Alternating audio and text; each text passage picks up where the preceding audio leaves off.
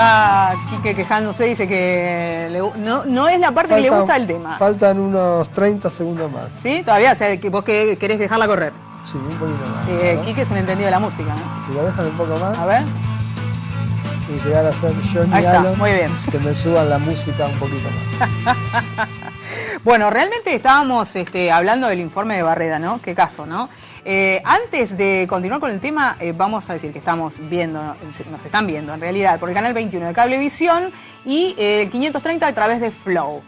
Y por supuesto después pueden subir también, pueden ver nuestros videos, las entrevistas que hacemos en la página del Diario El Día, allí en la pestaña Justicia en Primera, y a través de YouTube también, en el canal de Imagen Platense, que es Productora Platense. Así nos encuentran en YouTube. ¿Se puede ver en directo eso también? ¿No? Creería que sí, pero la verdad es que bueno, técnicamente no sé, lo mío no es la técnica. Es nuestro deseo que se vea en directo. Debería ser. Bueno, ¿por qué sale el tema a la luz de Barreda? Porque salen esas famosas fotos, bueno, que fueron la tapa del Diario del Día hace 2 semanas más o menos, si no lo recuerdo. Y se abrió la casa por una producción de televisión que se hace para Telefe, que estuvo de hecho haciéndola nuestro amigo Mauro Zeta. Nuestro amigo, le mandamos un saludo. Gran pincha. Sí, además una gran persona, un gran periodista. Y estuvo en la casa. Ahí estamos viendo imágenes de la casa, Quique. Gracias a estas imágenes que tenemos de la casa, y ahora vamos a pedirlas en un ratito que la pasemos de vuelta. Todavía las cosas en la heladera. Que las pasemos de vuelta, pero empezamos a hablar del caso otra vez, ¿no? Y a raíz de eso invitamos a una persona que tiene que ver, y tiene que ver mucho con la causa Barreda, ¿no? Que le vamos a hacer las preguntas en realidad de cómo está Barreda hoy. Para eso tenemos en el piso al doctor Eduardo Gutiérrez, que es el abogado de Ricardo Barreda. Hola, muy buenas noches, ¿cómo le va, doctor? Buenas noches, ¿cómo están ustedes? Gracias por venir. No, gracias por invitarme. Y aparte, el doctor es el abogado que, bueno, logró la libertad del doctor Barreda. Él toma el caso junto a... Eso iba a preguntarle, justo, ¿cuándo había agarrado? Octavio, también Pipa Echegoyen Lynch. Y toman el caso después del juicio oral y intervienen en los recursos en instancias superiores. Y logran, bueno, con mucho trabajo de por medio, la libertad del odontólogo que, bueno, fue primero a vivir a la casa de esta maestra de Berta, en el barrio de Belgrano, ¿no? De Berta. Así es. ¿Y usted cree que Barreda está arrepentido realmente de lo que hizo, doctor? No solamente lo creo yo, lo ha manifestado él en más de una oportunidad, en declaraciones que ha tenido con la prensa, y esto ya desde hace mucho tiempo. Siempre queda la imagen y los dichos vertidos por él durante el debate oral. Pero bueno, si pudiéramos recopilar todas las declaraciones, ya desde un tiempo anterior a que asumiéramos la defensa, ya había manifestado arrepentimiento. Yo siempre recuerdo una frase de él, no recuerdo ante qué periodista, cuando le preguntaba si realmente estaba arrepentido, ¿no? Él manifestó que sí, que ya se había pronunciado al respecto y que obviamente había quitado la vida de lo que él más quería. Y un poco también viene a colación esto de lo que decían que Barreda no amaba a las mujeres. No, es muy poco cierto. No, nosotros dijimos lo contrario, ¿no? Que había un libro que decía que bueno, el hombre que no amaba a las mujeres... Bueno, un periodista que claro, se dice que se aventuró con un libro, sí, creo que Palacio, sí. Sí, sin previa autorización de Ricardo Barreda. Creo que eso genera una serie de conflictos. Creo que es un título de moda. Por esa época estaba muy de moda la trilogía Millennium de Stieg Larsson, y que tenía títulos de esa. Y había uno de los capítulos que era el hombre que no amaba a las mujeres. Sí, exacto, sí. Ha sido el viejo, Scrooge, pero... Sí. Tomamos prestado lo ajeno. Ha sido un título, haciéndolo la trilogía Millennium, que vendió billones y millones y millones de ejemplares, bueno, ha aprovechado ese coletazo, ¿no? Bueno, volviendo a ello, él manifestó que había quitado la vida de lo que más quería en la vida, ¿no? Por eso el hecho de la premeditación es discutible hoy, a muchos años vista del lamentable hecho, y esto desde el trato que he tenido con él, no me cabe duda, una persona puede manifestarse en un sentido u otro, de acuerdo a la conveniencia, al debate oral, a las circunstancias del momento. Cuando pasan muchos años, y uno tiene relación durante muchos años, esa persona, uno aprende a descubrir si lo que manifiesta es cierto o no, no es impostado. Tengamos en cuenta que... Sí, yo creo, doctor, que seguí el caso desde el comienzo y vi las diferentes defensas que tuvo, que también el relato de Barreda se ha acomodado a los tiempos del proceso. A mí me queda esto, cuando él queda detenido, la primera defensa, que fue de Scarpino y Arturo Campo, ahí han querido ensayar una estrategia como de una emoción violenta, y a él lo hacen declarar horas y horas, cuenta toda su vida, y en ese momento de que toma la escopeta entra en una nebulosa, que ve rojo, bueno, y no se acuerda más nada.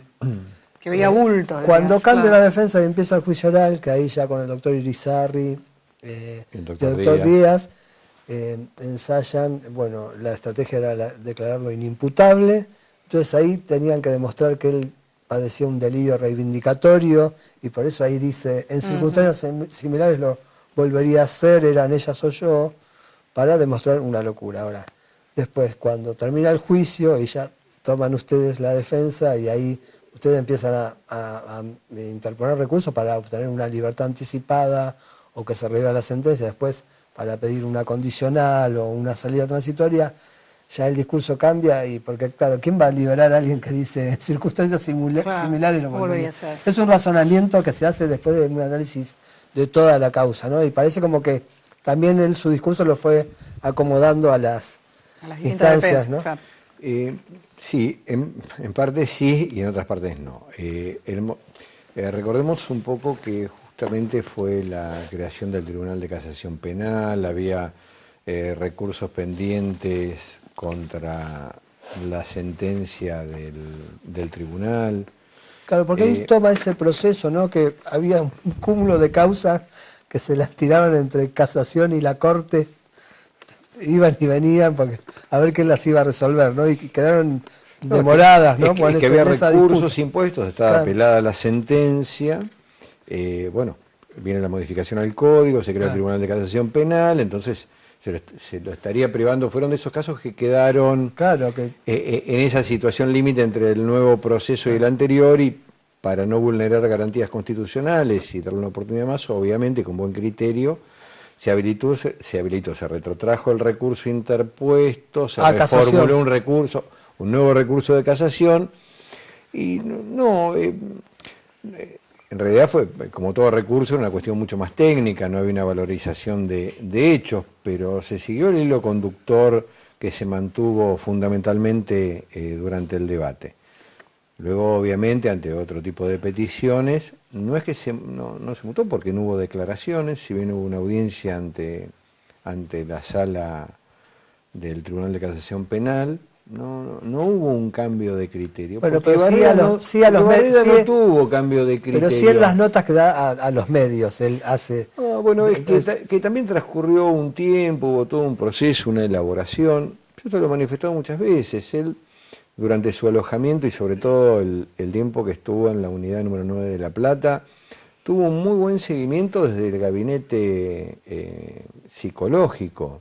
El gabinete de tratamiento y comportamiento. Sí, recuerdo, siempre tengo muy presente a la licenciada Pierpaoli, que fue una de las pocas que mantuvo y continuó durante bastante tiempo una asistencia para con él. Bueno, él fue elaborando un montón de cuestiones. Esto no es que ha mutado tanto su discurso, ha elaborado cuestiones de su momento. Y volviendo al tema de lo volvería a hacer, yo creo que tuvo una brillante, todos los que han intervenido, excelentes abogados defensores, y obviamente resalto también la la labor de Carlos Irizarry y de Chopo Díaz, ¿no? Excelente, no hubo nada que cuestionar. Estuvieron muy cerca de lograr un fallo absolutorio por inimputabilidad. Tuvo un voto a favor de la doctora Rosenthal, justamente la única mujer del tribunal que votó a favor de la inimputabilidad, mientras que Ortel y Soria votaron por la condena, ¿no? Así es, sí, se dirimía, era una cuestión técnica, hubo un gran debate de acuerdo a los peritos, a los especialistas, en esto de tratar de determinar si era imputable o inimputable, ¿no? Las ciencias auxiliares han jugado un rol fundamental. Sí, fue el eje del debate eso. ¿Cómo es un día de Barreda hoy, doctor? ¿Cómo vive Barreda? ¿De qué vive? Bueno, Barreda vive, él cobra un haber jubilatorio de la caja de odontólogos, que es donde aportó. Bueno, transita una vida, una persona con muchos años de edad, una vida muy tranquila, vive en el partido de San Martín, una vida muy austera, de un perfil muy bajo, muy lejos del perfil que tuvo antes de ingresar y de todos estos lamentables hechos. ¿Y cómo una persona, yo sé que bueno, esto por ahí se lo tendría que preguntar a un perito en realidad, pero ¿cómo una persona tan calma, de un hablar tan lento, puede cometer semejante atrocidad? ¿Lo sintió como una liberación, Barreda, el deshacerse de sus mujeres?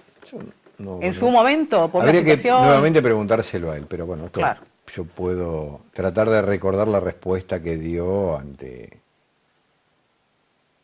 esta pregunta en otras oportunidades. No, él no sintió ningún alivio, pero es muy real que analizando el contexto general, y esto en nada justifica lo sucedido, ¿no? Nada puede justificar quitar la vida a otra persona o dañar a otra persona. Y menos a sus hijos, ¿no? Pero... A nadie, bueno, menos a la descendencia o a su esposa, a nadie. Pero para tratar de comprender el porqué, yo siempre digo que hay que meterse mucho en qué tipo de patología familiar existía, ¿no? Esto no es por justificar la atrocidad que cometió, pero bueno, debemos analizar el contexto. Desde mi ignorancia científica, pero después de tantos años de estar a través de la causa y haber tenido contacto con él y refrescar un montón de situaciones y hechos sobre lo sucedido, evidentemente había una patología familiar, era una familia totalmente enferma, y esto culminó en la detonación y, como bien vos decías, una persona que jamás había tenido no solamente un inconveniente de índole penal, jamás había tenido un altercado, una pelea, una discusión, extremadamente respetuoso, cauto. Es más, no la tuvo ni antes del hecho, ni después del hecho, y con muchos años de vida carcelaria, que todos conocemos lo que son lamentablemente nuestras cárceles. No lo tuvo ni aún ante tantas situaciones de hostigamiento de la gente, del periodismo, por querer tomar una nota. Ahí veíamos en el informe que tienen ustedes también que se puede percibir solamente cuando uno está ahí, porque la cámara refleja de frente y todo lo que pasa atrás, para quien no está acostumbrado a esto, es muy avasallante. Y jamás tuvo un solo inconveniente. Respondiendo a esa pregunta, bueno, habrá sido ese cúmulo, una detonación, eso no tengo una explicación científica a ese desborde y de esa magnitud, ¿no es cierto? Exactamente. ¿Qué va a pasar con la casa? Porque está en un doble proceso judicial la casa, ¿no? Por el tema de la expropiación y además la sucesión. Sí, es una sucesión iniciada hace muchos años. He escuchado tantas versiones al respecto. La única realidad es que en el marco del sucesorio, Barreda es titular del 50% de esa sociedad conyugal. Bien. El resto, bueno, he escuchado también que se ha indagado mucho en quién falleció primero, en el cuestionamiento. Si bien yo no estoy presentado en el sucesorio, porque Barreda no está presentado en ese expediente judicial. Sí, porque se decía que en el juicio había hecho un relato también para acomodar Y por eso es totalmente infundado. Que de última se aplica la teoría de la conmoriencia, que sí, se aplica pero en los accidentes de aéreos o tragedias que se determina que todos murieron al mismo tiempo, ¿no? Está bien, pero bien lo sabes, Quique, que justamente aquí no, se vuelve indigno, jamás se puede heredar a la persona, se quita la vida, ¿no? No es acá es abstracto todo eso. Perdón, doctor. Respecto que eso se ventiló, es bueno aclararlo. Él es dueño del 50% del haber de la sociedad conyugal. En este caso siempre se hace hincapié en la casa, un lugar emblemático, y que sí, eso es la legítima de orden público, no se lo puede quitar nadie, ¿no? Y en el caso de la expropiación, por ejemplo, si el Estado tendría que pagarle a él al menos ese 50%. Obviamente, ¿no? Claro. Como en todo tipo de expropiación, primero tiene que haber una declaración de utilidad pública, y luego tiene una serie de pasos la expropiación para poderse concretar. Hace muchos años que se ha promulgado la declaración de utilidad pública, pero no se ha continuado con ello, no están los depósitos correspondientes. Bueno, es un expediente que está controvertido, porque obviamente en la mayoría de las expropiaciones el depósito formal históricamente fue sobre la evaluación fiscal, que también sabemos que nunca reflejaba el valor real. Siempre es muy menor. Y bueno, entonces toda una serie de cuestionamientos, un juicio de expropiación inversa. Doctor, una última que le hago porque tenemos que hacer un corte. ¿Qué dijo Barreda? Porque imaginamos que debe haber reaccionado y no muy bien cuando se enteró que este equipo de televisión estaba en su casa. Que habían abierto su casa para hacer esta producción. ¿O él autorizó? No, la autorización fue brindada por la jueza que está a cargo del sucesorio. Él no tuvo intervención, no se lo comunicó y se enteró con posterioridad a que habían abierto su casa. No le debe haber gustado demasiado. Seguramente que no, y yo creo que a nadie, porque si bien él no lo peticionó formalmente, sí me ha manifestado muchas veces que él quisiera entrar en su casa. Ustedes, tomemos en cuenta nada más que esto. En el tránsito del proceso y en oportunidad de él estar cumpliendo un arresto domiciliario, se le revoca por no poder fijar un domicilio. Es decir, el Estado, a través del Poder Judicial, le revoca un beneficio, no por otro motivo, más que no tener un domicilio donde ir a vivir. Y por otro lado es el mismo Estado que indispone el domicilio, es decir, un inmueble de su propiedad, aunque sea en un porcentaje, donde él podría haber vivido tranquilamente. Claro, exactamente. Bueno, doctor, muchísimas gracias. Lamentamos también. Tenemos 1000 preguntas para hacerle. Bueno, en otro momento por ahí. Vamos a seguir, sí, seguro. Quizá que cuando se cumpla un nuevo año, un nuevo aniversario del El doctor es un amigo de la casa. Podemos invitarlo. Muchísimas gracias por haber venido. Pausa cortita y ya volvemos.